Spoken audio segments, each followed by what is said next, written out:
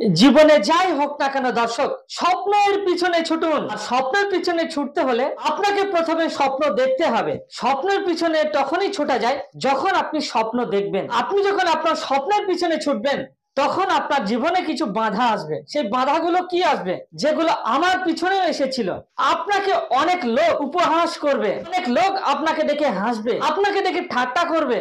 এটাই হচ্ছে আমাদের ইন্ডিয়ান কালচার।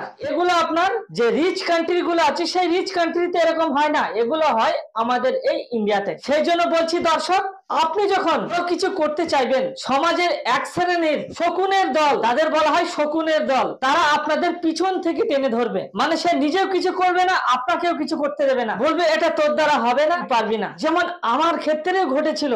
কিন্তু তাদের কথায় কর্ণপাত না করে আপনি যদি আপনার স্বপ্নের পিছনে ছুটেন, 500% গ্যারান্টি, 5000% গ্যারান্টি আপনি সাকসেস